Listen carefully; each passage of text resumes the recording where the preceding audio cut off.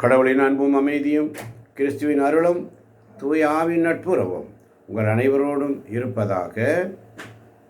ஆதியில் இருந்தது போல இப்பொழுதும் எப்பொழுதும் என்றென்றும் இருப்பதாக. ஆமென். அல்லேலூயா. ஆமன் வாழ்ந்தவர்களே, இந்த நாளிலே ஆவியானவர் கொடுத்த இறையிறக்கத்தின் செய்தி மிக ஒரு தீர்மானம்.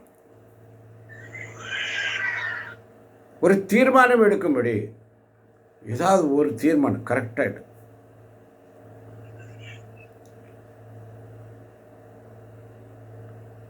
வாசிக்கலாம். செப்பானியா 3ஆம் அதிகாரம் 2ஆம் வசனம். ஆமென். எந்த சொல்லுக்கும் அவள் செவிசாய்ப்பதில்லை, கண்டிப்புரையை அவள் ஏற்பதும் இல்லை. ஆண்டவர் மேல் அவள் நம்பிக்கை வைப்பதில்லை, தன் கடவுளை அண்டி வருவதும் இல்லை. ஆமென். எந்த சொல்லுக்கும் செவிசாய்ப்பதில்லை, கண்டிப்புரையை ஏற்பதில்லை, ஆண்டவர் மேல் நம்பிக்கை வைப்பதில்லை, கடவுளை அண்டி வருவதும் இல்லை. இதுதான் இந்த இறையிறக்கத்தின் செய்தியுடைய உள்ளடக்கம். இன்னைக்கு ஒரு தீர்மானம். குயவனேவும் கையில் களிமண்ணான் உடைத்து உருவாக்குமே, என் சித்தமல்ல உம் சித்தம் நாதா, உடைத்து உருவாக்குமே. என்னை படைக்கிறேன் படைக்கிறேன் உம் பாதத்தில், என்னை தருகிறேன் தருகிறேன் உம் கரத்தில். என்னை படைக்கிறேன் படைக்கிறேன் உம் பாதத்தில், என்னை தருகிறேன் தருகிறேன் உம் கரத்தில். குயவனே உம் கையில் களிமண்ணான் உடைத்து உருவாக்குமேன்னு சொல்லி ஒப்பு கொடுப்போமா? ஆண்டவர், இன்னைக்கு ஒரு தீர்மானம், இன்னைக்கு ஒரு தீர்மானம். அதைதான் செப்பானியா 3:1 சொல்லுகிறது.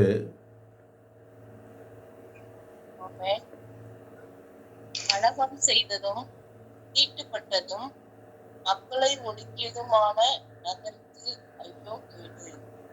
கலகம் செய்ததும் தீட்டுப்பட்டதும் மக்களை ஒடுக்கியதுமான நகர் ஐயோ.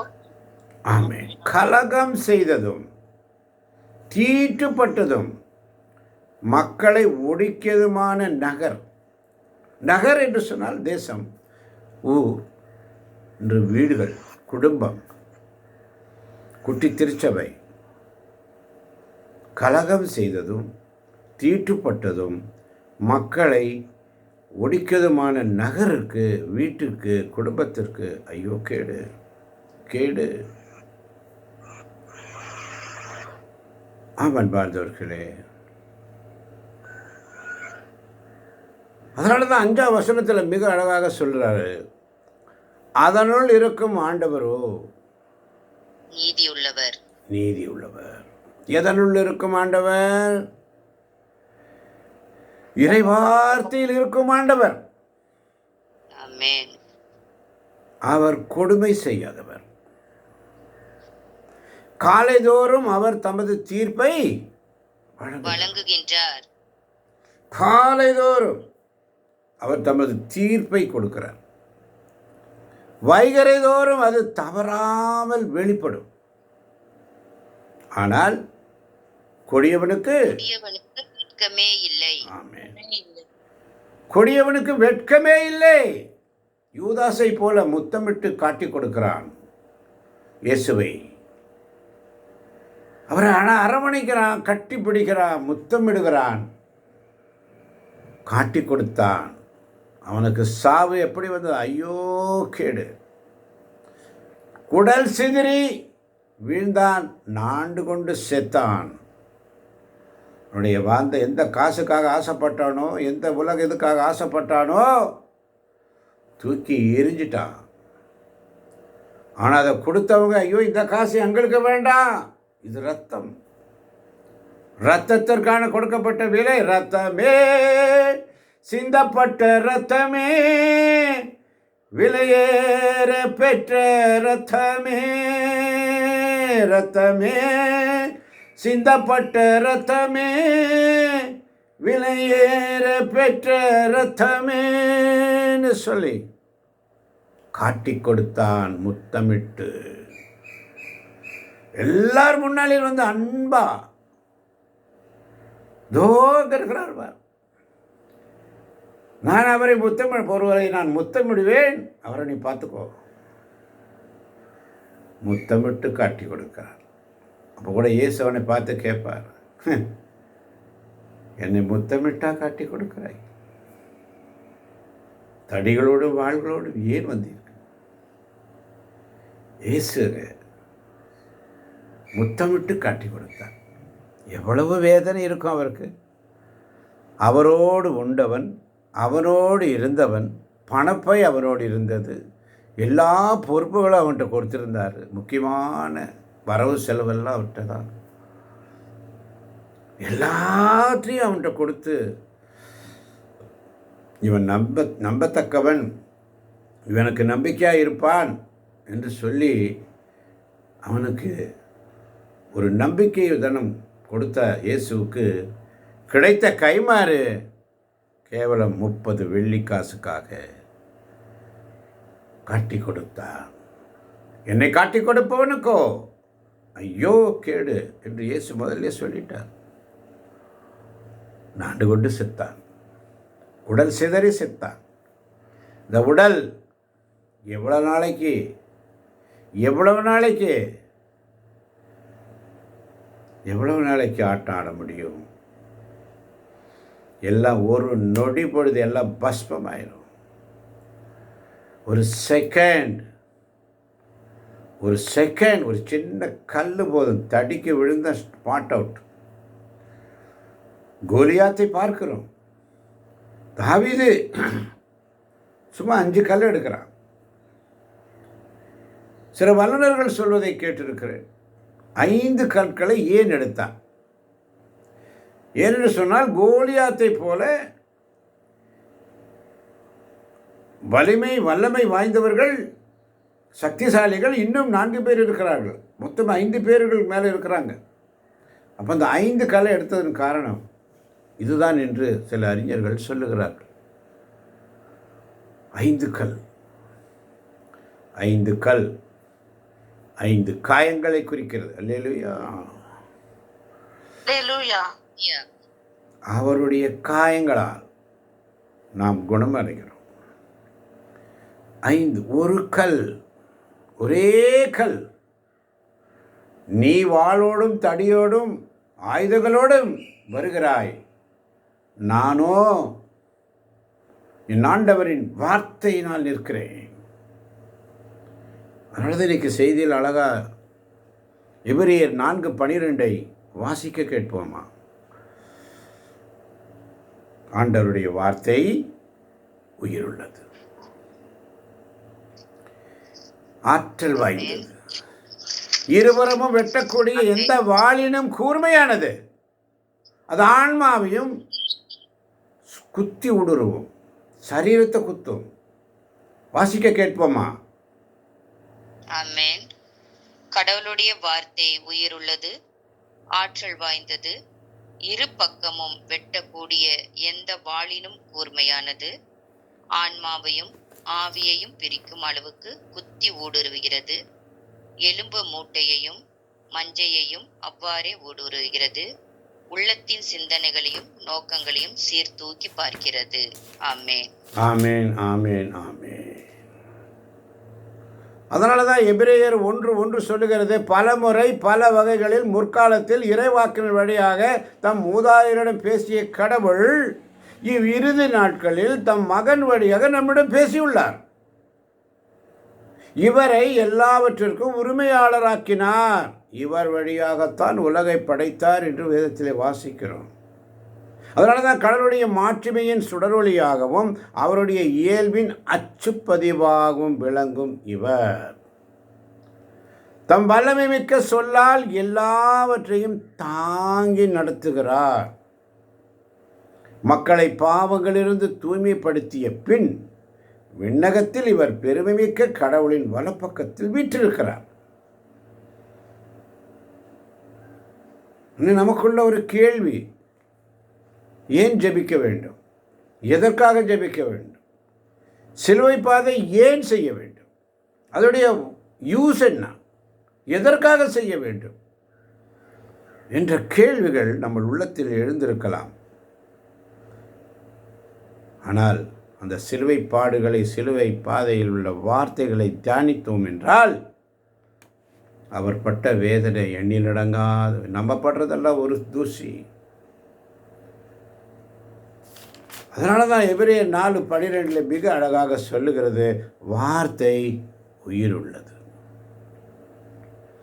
வார்த்தை ஆற்றல் வாய்ந்தது, வார்த்தை இருபக்கமும் வெட்டக்கூடிய எந்த வாளினும் கூர்மையானது, வார்த்தை ஆன்மாவையும் ஆவியையும் பிரிக்கும் அளவுக்கு குத்தி ஊடுருவுகிறது, வார்த்தை எலும்பு மூட்டையும் மஜ்ஜையும் அவ்வாறு ஊடுருவுகிறது, வார்த்தை உள்ளத்தின் சிந்தனைகளையும் நோக்கங்களையும் சீர்தூக்கி பார்க்கிறது.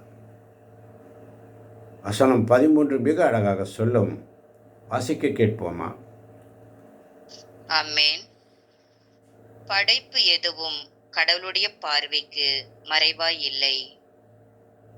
அவருடைய கண்களுக்கு முன் அனைத்தும் மறைவின்றி வெளிப்படையாய் இருக்கின்றன.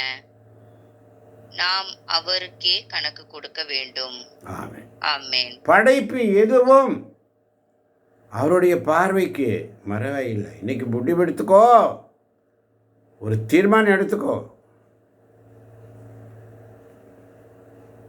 ஒரு தீர்மானம் எடுத்துக்கோ. அதனால தான் எபிரேயர் 3ஆம் அதிகாரத்தில் 9ஆம் வசனத்தில் சொல்லப்படுகிறது. எபிரேயர் 3:9, அங்கே உங்கள் மூதாதையர் 40 ஆண்டுகள் என் செயலை கண்டிருந்தும் என்னை சோதித்து பார்த்தனர். 40 வருஷம். அதனால தான் 10ஆம் வசனம் சொல்வார், எனவே அத்தலைமுறையின் மீது வெறுப்பு கொண்டு எப்போதும் இவர்கள் உள்ளம் தவறுகிறது, என் வழிகளை இவர்கள் அறியாதவர்கள். எனவே நான் சினமுற்று நான் அளிக்கும் இளைப்பாற்றின் நாட்டிற்குள் நுழையவே மாட்டார்கள் என்று ஆணையிட்டு கூறினேன் என்றார் கடவுள். அல்லேலூயா. அல்லேலூயா. ஆம் அன்பார்ந்தவர்களே, அதனால தான் செப்பானியா 3:7 மிக அழகாக சொல்லப்படுகிறது, உறுதியாக எனக்கு நீ அஞ்சி நடப்பாய், எனது கண்டிப்புரையை ஏற்றுக்கொள்வாய், நான் வழங்கிய தண்டனை தீர்ப்புகளை எல்லாம் நீ மறக்க மாட்டாய் என்று நான் எண்ணினேன். அவர்களோ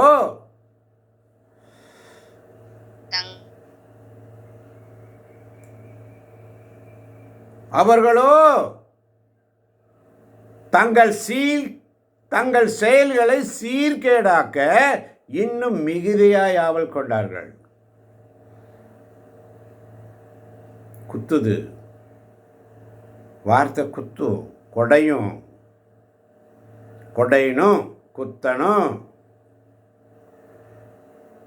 உறுதியாக எனக்கு நீ அஞ்சி நடப்பாய், எனது கண்டிப்புரையை ஏற்றுக்கொள்வாய், நான் வழங்கிய தண்டனை தீர்ப்புகளை எல்லாம் நீ மறக்க மாட்டாய் என்று நான் நினைச்சேன்.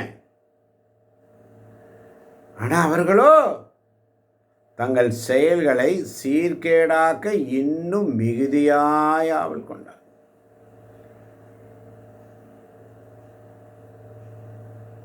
ஆமான் பாலர்களே, ஒவ்வொரு நாள் அவருடைய சமூகத்தில் காத்திருக்கின்றன அருமை தேவச்சனமே.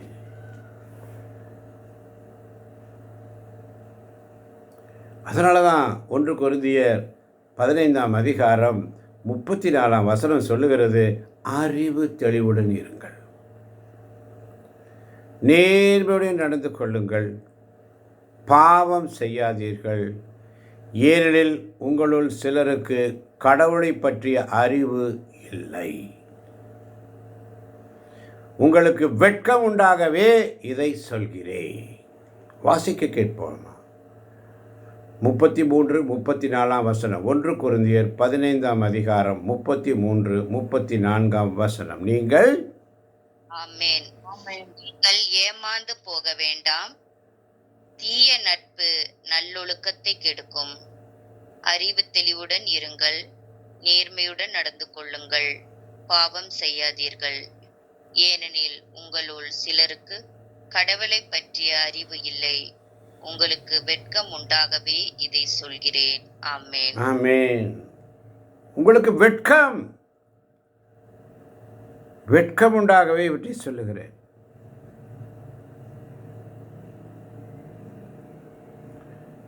அதனால தான் 1 கொரிந்தியர் 16:9 சொல்லுகிறது, அங்கு எதிரிகள் பலர் இருந்தாலும் பயனுள்ள முறையில் பணியாற்ற நல்லதொரு வாய்ப்பு எனக்கு கிடைத்துள்ளது. எனவே இன்னைக்கு ஒரு நல்ல ஒரு முடிவெடுங்க. கடவுளுக்கு பணிவதா, மனுஷனுக்கு கீழ்ப்படிவதா?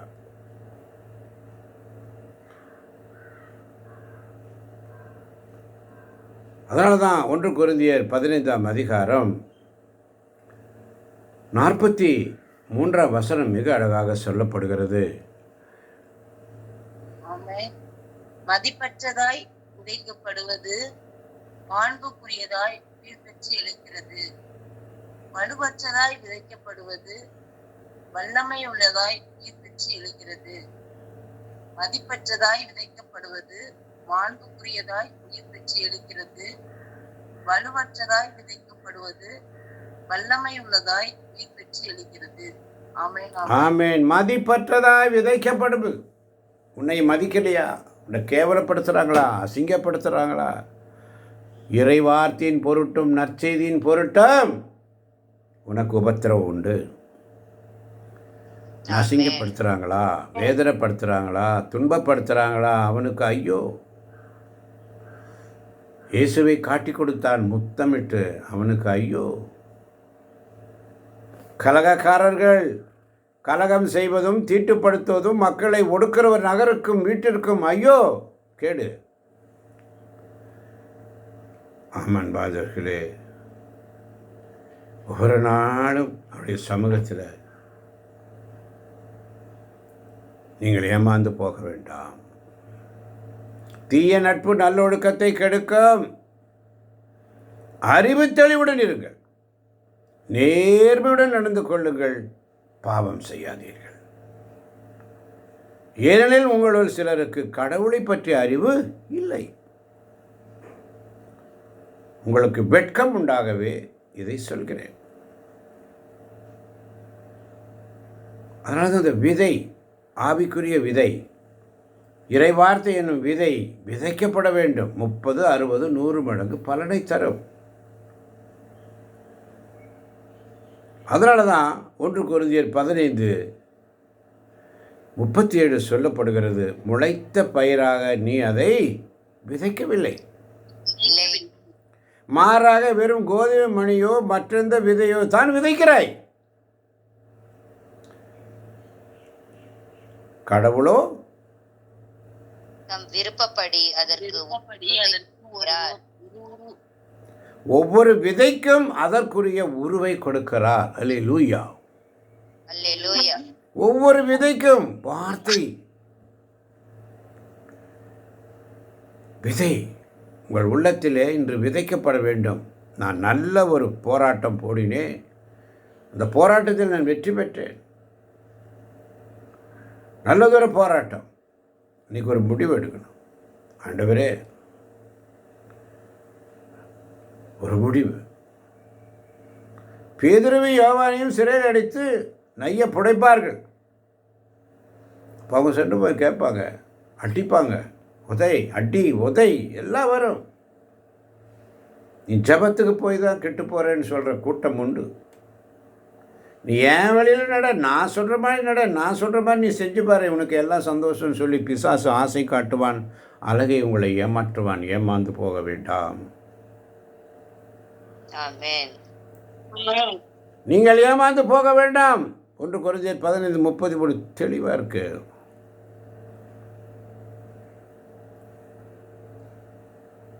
ஏமாந்து போக வேண்டாம். தீய நட்பு நல்லொழுக்கத்தை கெடுக்கும். அறிவு தெளிவுடன் இருங்கள், நேர்மையுடன் நடந்து கொள்ளுங்கள், பாவம் செய்யாதீர்கள். இன்னைக்கு ஆண்டவர் நமக்கு சொல்ல ஒரு தீர்மானம் இன்னைக்கு எடுக்கணும்.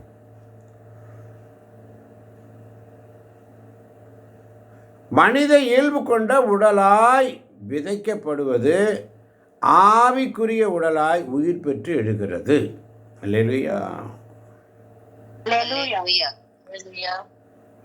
44ஆம் வசனம் மிக அழகாக சொல்லுகிறது, மனித இயல்பு கொண்ட உடலாய் விதைக்கப்படுவது ஆவிக்குரிய உடலாய் உயிர் பெற்று எழுகிறது. அல்லேலூயா.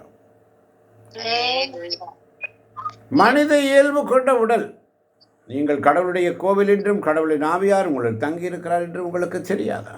ஒருவர் கடவுளின் கோவிலை அடித்தால் கடவுள் அவர்களை அழித்து விடுவார். எனவே ஆண்டவரே, 45ஆம் வசனம் சொல்லுகிறது, மறைநூலில் எழுதியுள்ளபடி. ஆமென். மறைநூலில் எழுதியுள்ளபடி முதல் மனிதராகிய ஆதாம் உயிர் பெற்று மனித இயல்புள்ளவர் ஆனார். ஆமென். முதல் மனிதனாகிய ஆதாம் உயிர் பெற்று மனித இயல்புள்ளவர் ஆனால், கடைசி ஆதாமோ உயிர் தரும் தூய ஆவியானவர். ஆமென். அப்ப தூய ஆவிக்குரியது முந்தியது அல்ல, மனித இயல்புக்குரியது முந்தியது, தூய ஆவிக்குரியது பிந்தியது. அல்லேலூயா. அல்லேலூயா. அப்போ முதல் மனிதர் களிமண்ணால் ஆனவர், அவர் மண்ணிலிருந்து வந்தவர். இரண்டாம் மனிதரோ விண்ணிலிருந்து வந்தவர். அல்லேலூயா. அல்லேலூயா. புதிய ஆதாம் இயேசு கிறிஸ்து.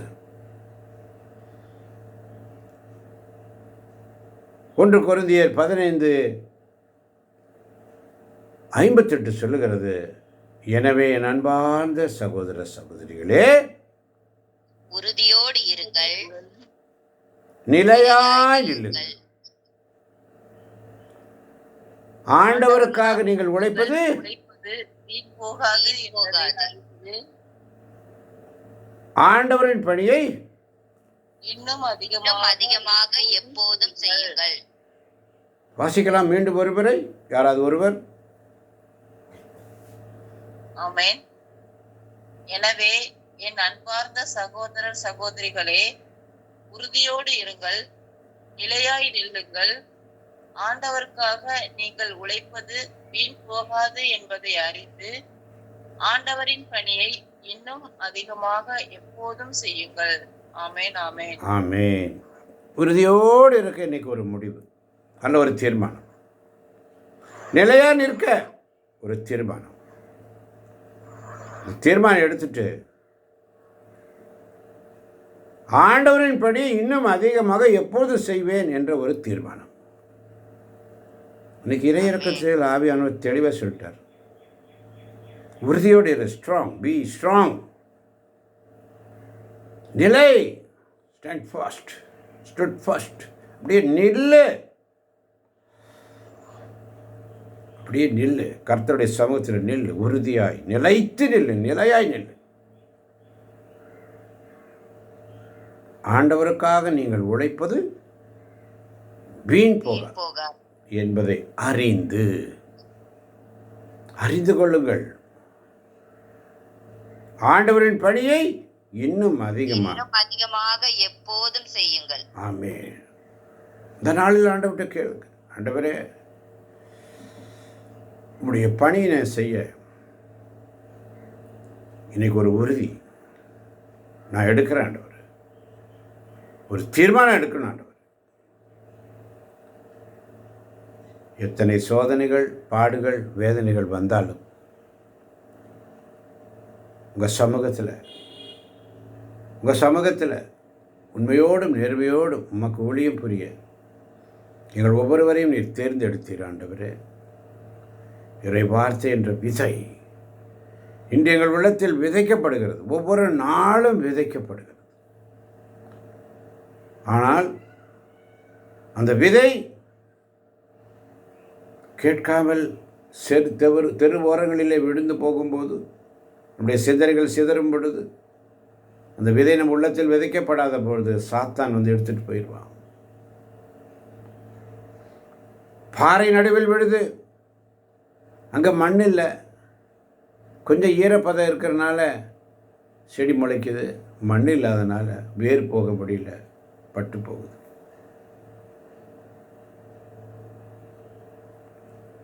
ஆமான் பார்த்தவர்களே, விதை, இறைவார்த்தை என்னும் விதை நம்முடைய உள்ளங்களில் விதைக்கப்படுகிறது. அழகை எடுத்துக்கொண்டு போகாதபடி அதை நம்முடைய உள்ளத்தில் ஸ்ட்ராங்காக இருக்கணும்னா உள்ளத்தை ஆய்ந்து பாருங்கள்.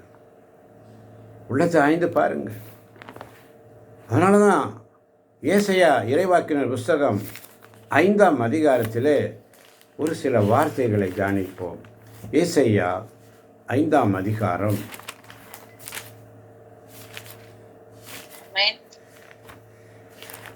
ஏசாயா 5ஆம் அதிகாரத்தை திருப்பிக் கொள்ளுங்கள்.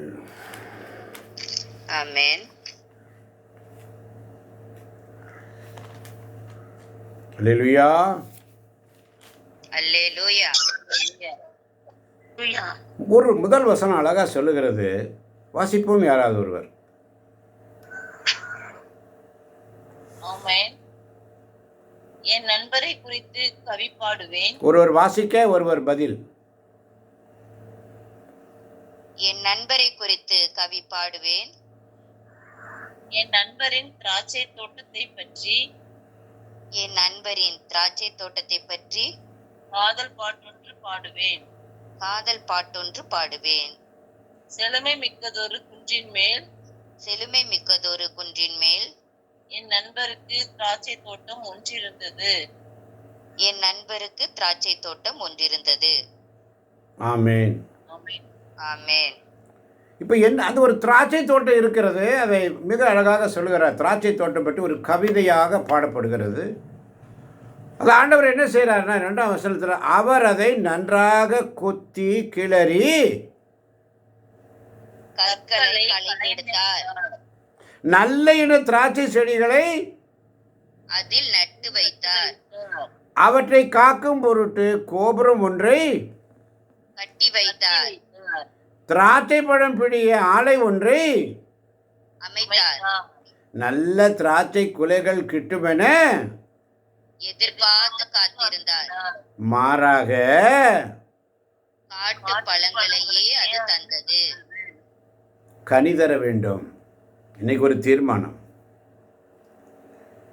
காட்டு பழங்களே அது தந்தது. முத்தமிட்டு காட்டி கொடுத்தான் யூதாஸ்.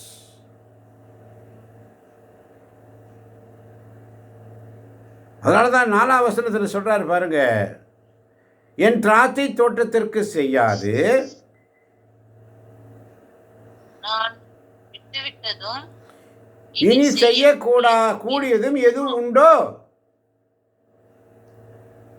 நற்கனிகளை தரும் என்று நான் காத்திருக்க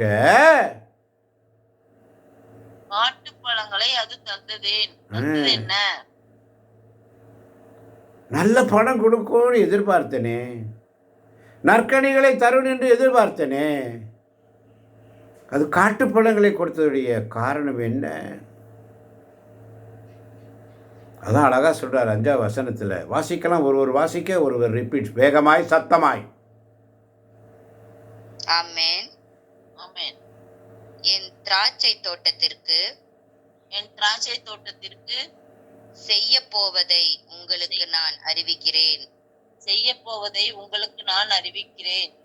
கேளுங்கள். நானே அதன் வேலியை பிடுங்கி எறிவேன். அது தீக்கரையாகும். அது தீக்கிரையாகும். அதன் சுற்றுச்சுவரை தகர்த்தெறிவேன். அதன் சுற்றுச்சுவரை தகர்த்தெறிவேன். அது மிதியுண்டு போகும். அது மிதியுண்டு போகும். ஆமென், ஆமென். ஆமென், ஆமென். ஆமன் பாதர்களே, ஆண்டவருடைய திராட்சை தோட்டம் இஸ்ரேல் குடும்பத்தார். அவர் அதை ஆர்வத்துடன் நற்ற கண்டு யூத மக்கள் நீதி விளையும் என்று எதிர்நோக்கியிருந்தார். ஆனால் விளைந்ததோ இரத்தப்பழி. உண்மை இருக்கும், நேர்மை தழைக்கும் என்று அவர் காத்திருந்தார். ஆனால் தழைத்ததோ முறைப்பாடு. ஆமன் பாதர்களே, இந்த நாளிலும் கூட மிக அழகாக சொல்லப்பட்டிருக்கு. என் திராட்சை தோட்டத்திற்கு செய்யாத நான் விட்டுவிட்டதும் இனி செய்யக்கூடியதும் ஏதும் உண்டோ? நற்கனிகளை தரும் என்று நான் காத்திருக்க காட்டுப்பழங்கள் அது தந்தது என்ன? எத்தனை வேதனை! நம்ம ஒவ்வொருவரையும் பார்த்து ஆண்டவர் சொல்லுகிறார், இன்னைக்கு ஒரு தீர்மானம், ஒரு நல்ல தீர்மானம், இந்த வார்த்தைகளை வைத்து ஒரு தீர்மானம் எடுப்போம். ஆண்டவர் உங்களை நிறைவாக ஆசீர்வதிப்பாராக. இயேசுவின் நாமத்தில் ஜெபிக்கிறோம் எங்கள் ஜீவனுள்ள நல்ல பிதாவே. ஆமேன், ஆமேன். ஆமென், ஆமென், ஆமென்.